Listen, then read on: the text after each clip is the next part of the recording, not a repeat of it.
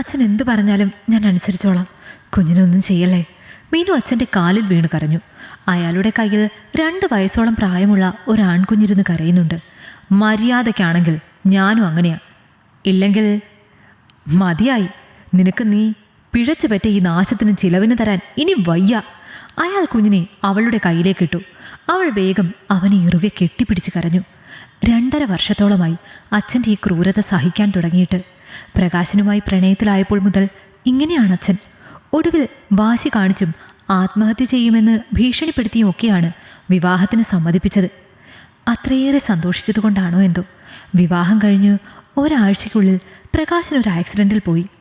അപ്പോഴേക്കും പ്രകാശൻ്റെ ജീവൻ എന്നിൽ വളരുന്നുണ്ടായിരുന്നു. അച്ഛനാവുന്നതും ശ്രമിച്ചു അതിനെ ഇല്ലാതെയാക്കാൻ. എന്തുകൊണ്ടോ അവനെ എന്നിൽ നിന്ന് ദൈവം അകറ്റിയില്ല. അതിനും കൂടി ചേർത്ത് അനുഭവിച്ചു ഈ കാലം കൊണ്ട്. ദേ, നാളെ അവർ വരും നിന്നെ കാണാൻ.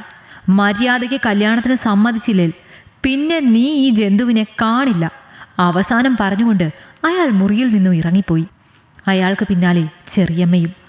അവർ ആരുടെയും ഗുണത്തിനും ദോഷത്തിനുമില്ലാത്ത പ്രകൃതമാണ്. മാ വിളിച്ചു കരയുന്ന കുഞ്ഞിനെ നെഞ്ചോടടക്കി പിടിച്ച് അവൾ കരഞ്ഞു. പിറ്റേ ദിവസം തന്നെ അയാൾ പറഞ്ഞ പോലെ മീനുവിനെ കാണാൻ ആൾക്കാരെത്തി. ആ, ഇതാണ് പയ്യൻ ദിലീപ്. ഇത് അമ്മയാണ്. ബ്രോക്കർ അവരെപ്പറ്റിയുള്ള വിവരങ്ങൾ അയാളെ അറിയിച്ചു. അയാളുടെ മുഖം സന്തോഷം കൊണ്ട് നിറഞ്ഞു. എങ്ങനെയും മകളെന്ന ബാധ്യത ഒഴിക്കണം, അത് മാത്രമാണ് അയാളുടെ ലക്ഷ്യം. ദിലീപ് എന്ത് ചെയ്യാണ്? ഞാനിവിടെ ഒരു ഇലക്ട്രിക്കൽ ഷോപ്പ് നടത്തുന്നുണ്ട്, അവൻ പറഞ്ഞു. പിന്നെ ബാക്കി കാര്യങ്ങളൊക്കെ ഞാൻ പറഞ്ഞിരുന്നല്ലോ. ബ്രോക്കർ ആ സംസാരം അവിടെ അവസാനിപ്പിച്ചു. എന്നാ പിന്നെ മോളെ വിളിക്കാം, അയാൾ പറഞ്ഞു. ദമയന്തി, മീനാക്ഷിയെ വിളിക്കേ, അവളുടെ അച്ഛൻ പറഞ്ഞു. ഒരു സാധാ കോട്ടൺ ചുരിദാറായിരുന്നു അവളുടെ വേഷം.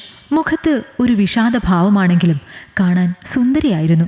ദിലീപിൻ്റെ മുഖത്ത് ഇഷ്ടവും ഇഷ്ടക്കേടുമില്ല. അവൻ്റെ അമ്മ ഗീതയ്ക്ക് അവളെ നന്നേ ഇഷ്ടപ്പെട്ടു. ചായ കൊടുത്ത ശേഷം അവൾ മുറിയിലേക്ക് നടന്നു. കുഞ്ഞ് കട്ടിലിൽ കിടന്നുറങ്ങുന്നുണ്ടായിരുന്നു. അവൻ്റെ അടുത്തിരുന്ന് അവനെ തന്നെ ഉറ്റുനോക്കി. പിന്നിൽ കാൽപെരുമാറ്റം കേട്ടതും അവൻ എഴുന്നേറ്റ് നിന്നു. കുറച്ചു സമയം അവർ രണ്ടാളും ഒന്നും മിണ്ടിയില്ല. എന്നെക്കുറിച്ച് തന്നോടൊന്നും പറഞ്ഞില്ല എന്ന് മനസ്സിലായി. ദിലീപ് തന്നെ സംസാരത്തിന് തുടക്കം കുറിച്ചു. അവൾ ഒന്നും മിണ്ടിയില്ല. ഇതെൻ്റെയും 2ാം വിവാഹമാണ്. ആദ്യ ഭാര്യ എനിക്ക് കുട്ടികൾ ഉണ്ടാവില്ല എന്ന കാരണം കൊണ്ടാണ് ബന്ധം വേർപെടുത്തി പോയത്. ഞാൻ കഴിയുന്നത് ഒഴിവായതാണ്. പക്ഷെ അമ്മയ്ക്ക് എൻ്റെ കാര്യത്തിൽ വലിയ പേടിയാണ്. അമ്മയുടെ കാലം കഴിഞ്ഞ് പിന്നെ ഞാൻ ഒറ്റയ്ക്കാകൂ എന്നും പറഞ്ഞ് കരച്ചില്ല. അതുകൊണ്ട് മാത്രമാണ് ഞാനിപ്പോൾ ഇതിന്. അവൻ പറഞ്ഞുകൊണ്ട് അവളെ നോക്കി.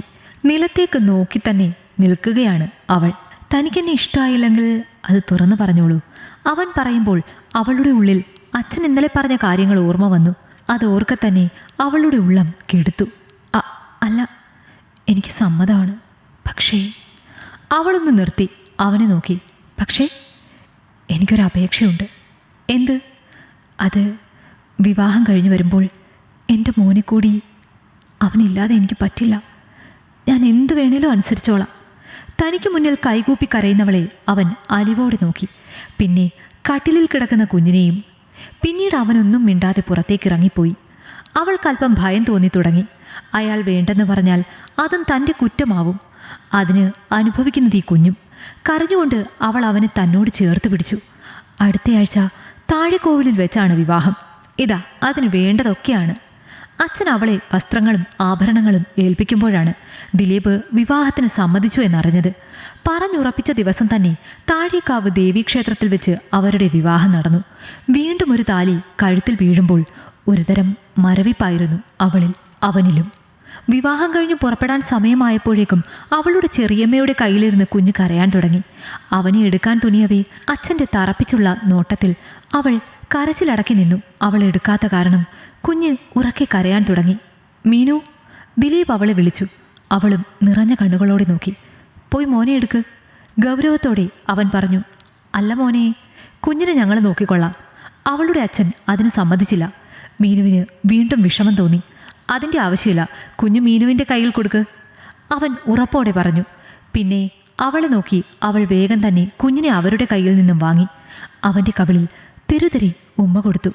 അവളിലേക്ക് ചേർത്ത് പിടിച്ചു. കുഞ്ഞിനെയും ചേർത്ത് പിടിച്ചുകൊണ്ടാണ് അവൾ കാറിലേക്ക് കയറിയത്. കുറേ കരഞ്ഞതിൻ്റെ ക്ഷീണം കാരണമാകാം അമ്മയും മോനും വേഗം തന്നെ മയങ്ങിപ്പോയി. അധികം വൈകാതെ അവർ ദിലീപിൻ്റെ വീട്ടിലെത്തി. മോള് കുഞ്ഞിനെ ഇങ്ങതാ, എന്നിട്ട് പോയി ഒന്ന് ഫ്രഷ് ആവ്, കുഞ്ഞിനെ ഞാൻ വൃത്തിയാക്കിക്കൊള്ളാം. ഗീത കുഞ്ഞിനെ അവളിൽ നിന്നും വാങ്ങി. ആദ്യമൊന്ന് കരഞ്ഞെങ്കിലും അവൻ പതിയെ അവരുമായി ഇണങ്ങി. മുറിയിലേക്ക് ചെല്ലുമ്പോൾ ദിലീപ് വേഷം മാറി കുളിച്ചു വന്നു.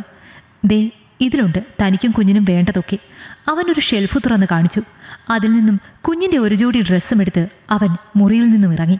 അവൻ്റെ പ്രവൃത്തികളെ മനസ്സിലാകാതെ കുറച്ചു നേരം ആലോചിച്ച് നിന്ന ശേഷം അവളും ഫ്രഷായി വന്നു. ഹാളിലേക്ക് ചെല്ലുമ്പോൾ കണ്ട കാഴ്ചയിൽ അവൾ അങ്ങനെ തന്നെ നിന്നു.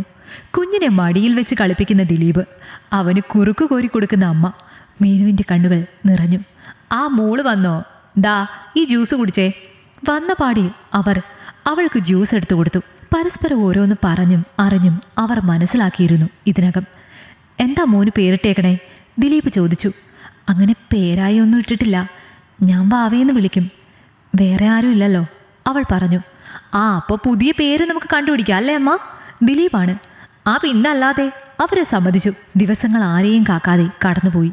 മീനുവിൻ്റെ വാവ ഇപ്പോൾ അച്ഛൻ്റെയും അച്ഛമ്മയുടെയും ലക്ഷെന്ന ലക്കിയാണ്. അവൻ്റെ കുറുമ്പും കളിയും ചിരിയുമാണ് ഇന്ന് ആ വീടിൻ്റെ ജീവശ്വാസം. നാളുകൾ കടന്നു പോകവേ ലക്കി തനി അച്ഛൻ മോനായി മാറി. എന്തിനും ഏതിനും അവന് അച്ഛൻ മതി.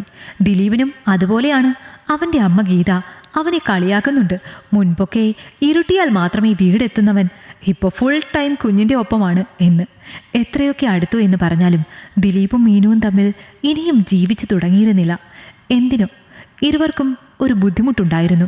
അവരുടെ ഈ പ്രശ്നം ഗീതയ്ക്ക് മനസ്സിലായി. എങ്കിലും അത് സ്വയം മനസ്സിലാക്കി തിരുത്തേണ്ടവർ തിരുത്തട്ടെ എന്ന് കരുതി അവർക്കായി വിട്ടുകൊടുത്തു ഗീത. അച്ഛമ്മയുടെ ഭാഗം ഭംഗിയാക്കിക്കൊണ്ടു പോകാൻ ഉള്ള തത്രപ്പാടിലാണ് അവർ. ലക്കിയുടെ കുഞ്ഞിപ്പല്ലിൻ്റെ തരിപ്പ് തീർക്കാൻ അവൻ ഓടിയെത്തുന്നത് അച്ഛമ്മയ്ക്കരികിലേക്കാണ്. അവരുടെയും ഒരു ദിവസം തുടങ്ങുന്നതും ഒടുങ്ങുന്നതും അവനിലാണ്.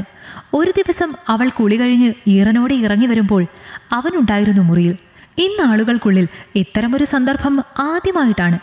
അതിൻ്റെ ഒരു ബുദ്ധിമുട്ട് രണ്ടുപേർക്കും ഉണ്ടായി. വെപ്രാളത്തിൽ വസ്ത്രമെടുത്ത് തിരിയവേ അവളുടെ കാല് കട്ടിലിൽ തട്ടി വേദന കൊണ്ട് കരഞ്ഞു അവൾ. നോക്കി നടക്കണ്ടേ മീനു? അവൻ അവളെ പിടിച്ചെണീപ്പിച്ചു. ഇരുവരുടെയും കണ്ണുകൾ തമ്മിൽ ഉടക്കി. ഏതോ ഒരു നിമിഷം അവൻ അവളെ ചുംബിച്ചു. ആദ്യമായി അവനിൽ നിന്ന് അങ്ങനെ ഒരു പ്രതികരണം. അവളൊന്ന് വിറച്ചു. നിമിഷങ്ങൾ കടന്നു പോകവേ ശ്വാസം ഒരു വിലങ്ങുതടിയാകുമെന്ന് മനസ്സിലായി. അവൾ അവനെ തന്നിൽ നിന്നും തള്ളി മാറ്റി. രണ്ടുപേരും നന്ദി കിതച്ചിരുന്നു. ഇരുവർക്കും പരസ്പരം നോക്കാൻ ഒരു മടി പോലെ. അവൾ വേഗം വസ്ത്രങ്ങളുമായി ബാത്റൂമിലേക്ക് പോയി. തിരിച്ചു വരുമ്പോഴും അവൻ മുറിയിൽ തന്നെ ഉണ്ട്. അവനെ നോക്കാതെ അവൾ നിലക്കണ്ണാടിക്ക് മുന്നിൽ വന്ന് നിന്നു. സിന്ദൂരം തൊടാനൊരുങ്ങുന്നേരം ദിലീപ് അവളുടെ കയ്യിൽ നിന്നും അത് വാങ്ങി. അവളെ നോക്കിക്കൊണ്ട് അവൻ അവളെ സിന്ദൂരമണിയിച്ചു. അവളും ചെറുപുഞ്ചിരിയോടെ അത് സ്വീകരിച്ചു.